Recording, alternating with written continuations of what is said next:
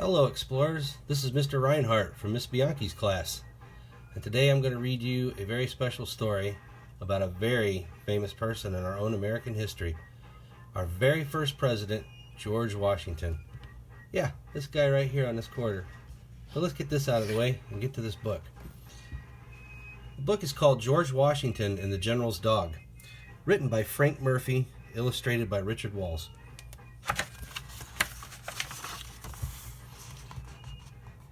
George Washington is one of America's greatest heroes. Most people know that George was honest and brave, but there's something about George that people don't always know. George Washington loved animals.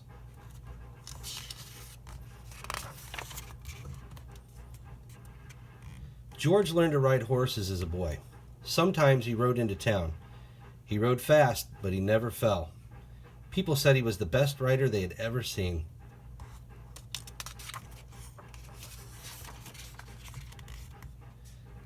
When George grew up, he moved to a farm called Mount Vernon. Every day, George checked on the horses and hogs. He checked on the oxen, mules, and sheep. But he spent the most time with his dogs. George had a lot of dogs. He owned 36 dogs in his lifetime. He took them hunting. He played with them. He even gave them cute names like Mopsy, Sweet Lips, and True Love.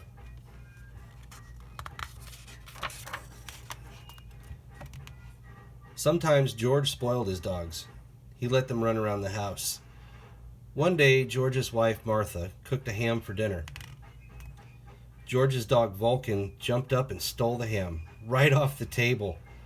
Martha chased after him, but George just laughed.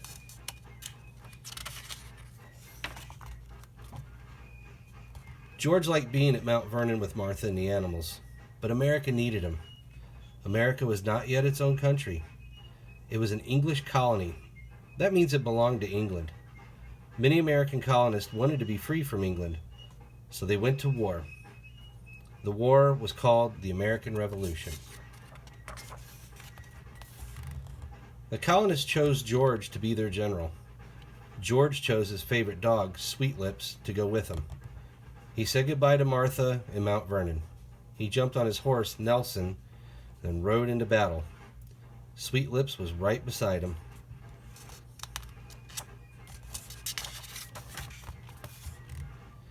In George's day, soldiers often brought dogs with them to war.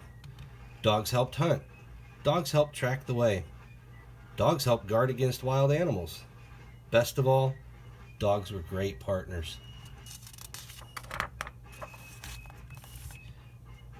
The general of the English army was named William Howe. He had a dog too.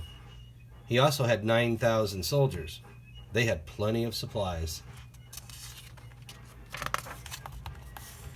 George did not have nearly as many supplies.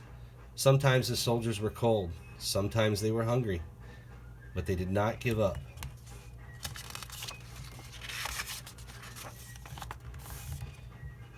In the fall of 1777, George's troops went to Pennsylvania. They were fighting the English troops. Guns fired. Rat-a-tat-tat. Cannons roared. Boom! Bang! Smoke filled the air. Finally, the fighting ended. The English soldiers went back to their camp. The battle was over for the day. The smoke began to clear. George noticed a dog without a soldier. It looked lost. George bent down and patted the dog's head. The dog followed George back to the colonist camp. He wagged his tail. Whose dog is this? Wondered George. George looked at the dog's collar. The tag had a man's name on it. That name was William Howe. William Howe? George couldn't believe his eyes. William Howe is the enemy.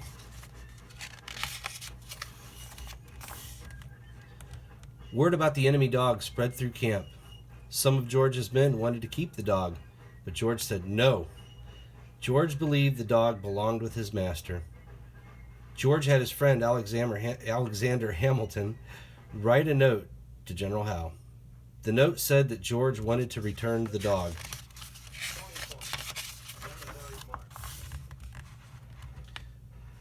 Both sides raised white flags. The white flags meant no one could fight. George's soldiers walked the dog across the battlefield. They gave him back to General Howe.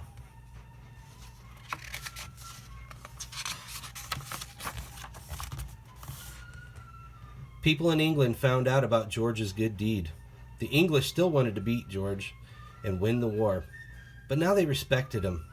Some English people even liked him. They had never heard a story of such great kindness between enemies.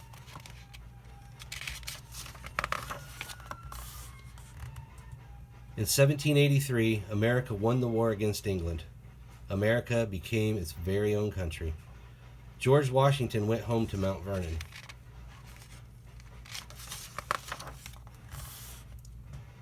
Friends around the world wanted to honor George.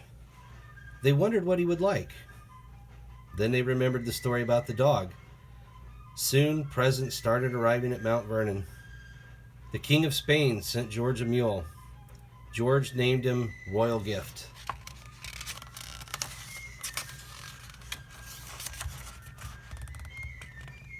A friend from France gave George an even bigger gift: 7 dogs.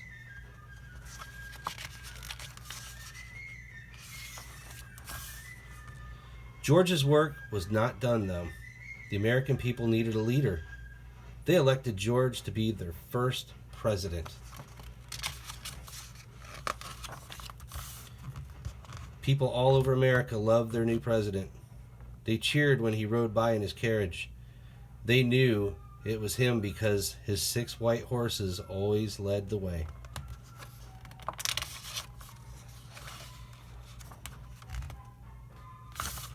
And there you have it, the story of George Washington. Author's note: the stories in this book are true.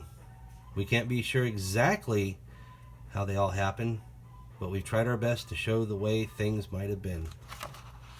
This is a non-fiction story, which means it's a true story. George Washington really existed. He was our first president, and you can be sure those dogs were here too, right beside him.